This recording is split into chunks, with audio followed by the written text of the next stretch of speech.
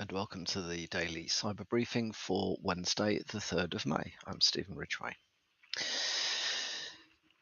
North Korean APT has been caught using LNK files to distribute malware. Part of the move to tie down, certainly in the Microsoft world, to tie down the sorts of malicious files that can be distributed as parts of phishing attacks. Documents with macros, for example, now are no longer as useful as they were. Various things out there, ZDFs, PDFs, and zips. Other sorts of ways in which malware can be distributed, but it is possible for attackers to disguise malicious LNK files as things like PDFs and whatever.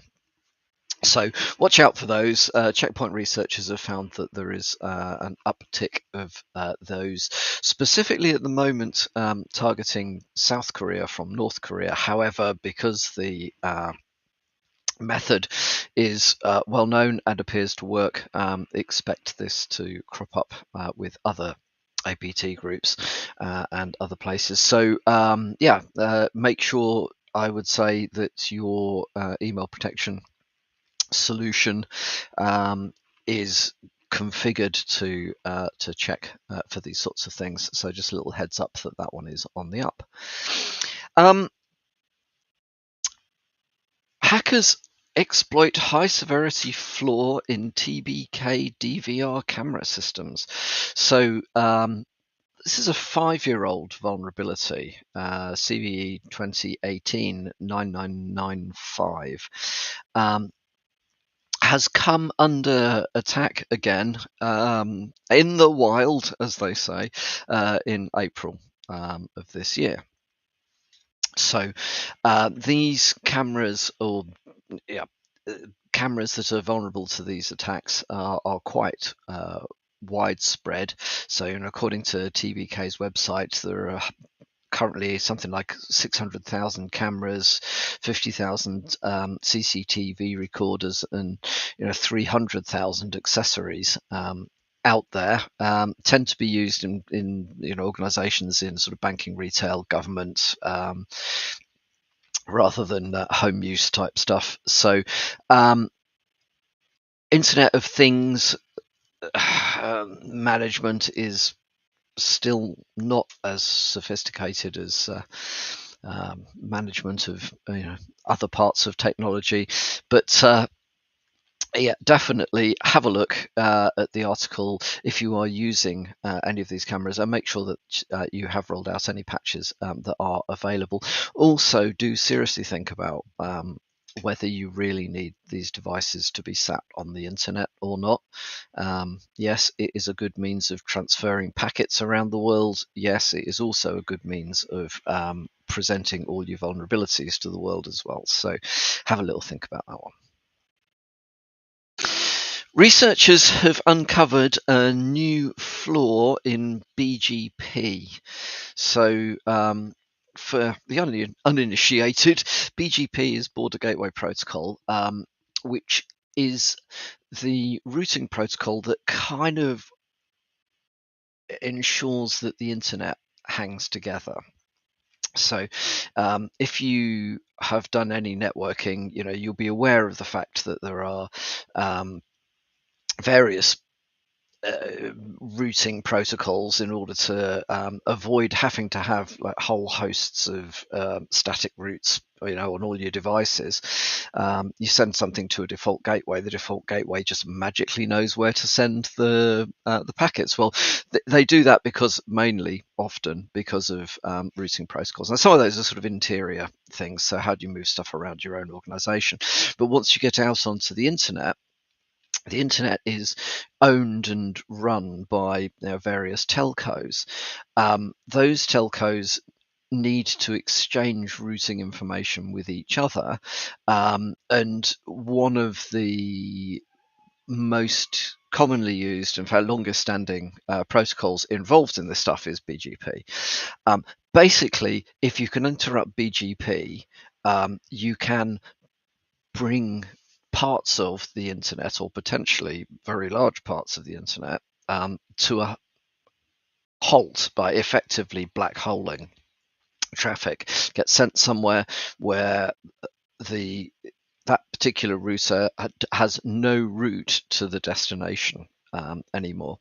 So BGP is designed for stability. It's not designed for speed of adjusting, changing routes. It's a very solid protocol. Unfortunately, there are some out of bounds read vulnerabilities when let me see, which version is this?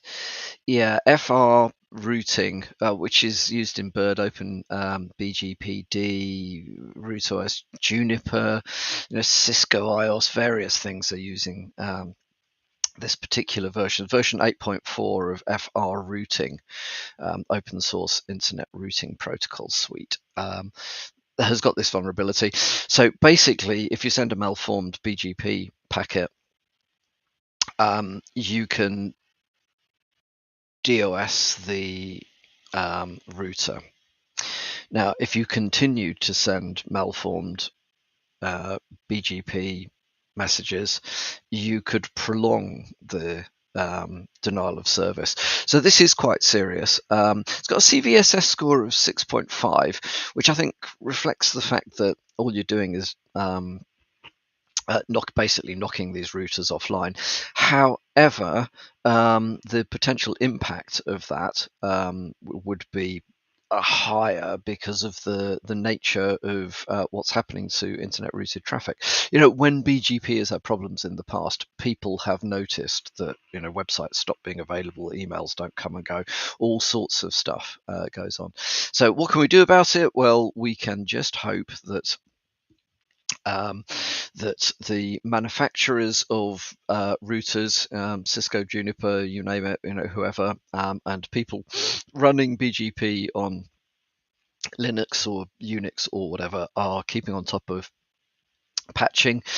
They're not new flaws, but the exploits are now much better known, and so we would begin to see people trying to exploit these vulnerabilities, I think, with potentially serious consequences, as I was saying. So it's one of those ones where if you are running any of these bits of kit, check to see if your particular manufacturer has released a patch for your device, or if you're running them yourselves, just make sure you are up to date and keeping on top of this stuff. Yes, I know touching BGP is one of those things that network engineers hate doing, because if it goes wrong, it goes wrong. But this time I think it will go wrong without you if you don't patch it. So there we go. And a couple of articles that are more interest than worry, but are useful for sort of illustrating some points.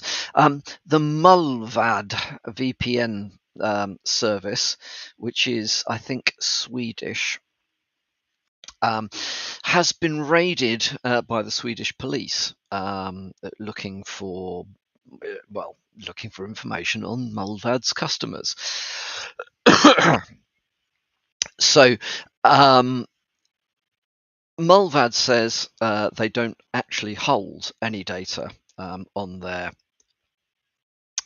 customers, and the police in the end didn't confiscate any of the Mullvad servers, because there was some doubt around the legality of the Swedish police impounding those servers. Uncertain what the search warrant was actually for. However, it raises the point that if you are particularly bothered about privacy, make sure that the VPN service that you use really does hold as little information about you as possible.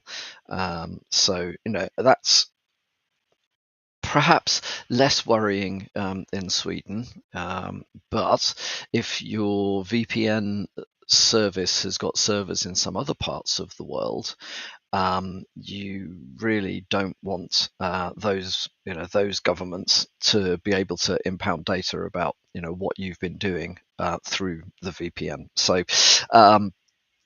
yes, there is an argument that VPN services hide cybercrimes. Cybercrimes are going to get hidden with or without VPN services, so I think it's a bit of a spurious argument. I think, on the other hand, it does allow the legitimate uses, freedom of speech uses, and so on, especially covering parts of the world with oppressive regimes. I think they're extremely important. And anyway, if you've got teenage kids and they want to watch US TV programs, well, you're probably going to need a VPN. So yeah, watch out. But it's a reminder, do check. Free VPN services often are not good at all about keeping your data secret. They are it's well known that they will record everything you do and then flog that stuff on, regardless of what they say. Paid services, if they're reputable, then yeah, that should be good. But have a look and see. I think Mulvad now probably moves up the league table, having been tested, but with a police search warrant, and they failed to actually get any information. That's probably a good mark if privacy is something that you care about. Then finally from me today, Google has announced that the lock icon will be removed from future versions of Chrome. So the padlock, many years ago, when people didn't really understand stuff as well as they do now, some web applications would run in clear text over HTTP. Actually, doesn't really matter if what you're doing is just browsing some static site somewhere, or even posting things on public blogs. It really doesn't matter. But if you're putting your password into your banking app, yes, HTTPS does matter.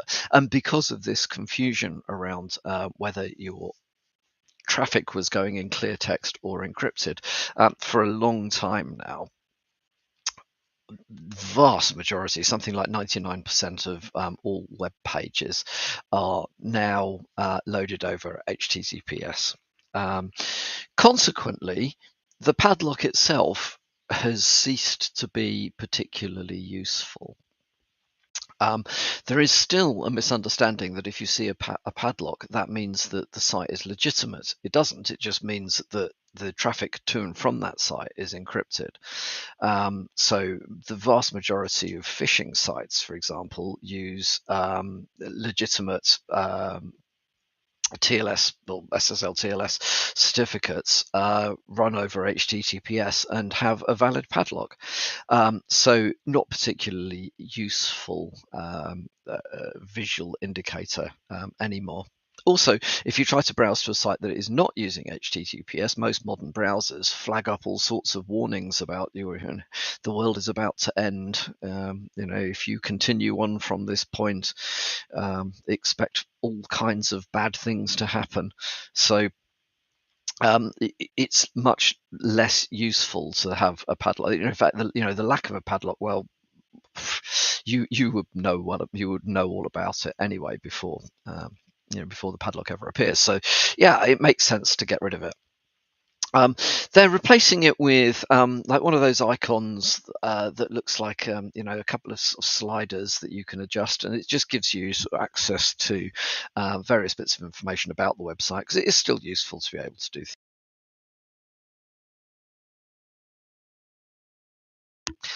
It is useful to be able to do things like check that the certificate is the certificate you thought you were encrypting with, that sort of stuff. If you want to test this, you can you can switch on the Chrome Refresh 2023 flag to enabled in Chrome // flags, and you will see what it looks like. So yeah, interesting. When it's gone, it's gone. Doesn't really matter, but it's an interesting change. I suspect that we'll find a load of other browsers following suit with that one.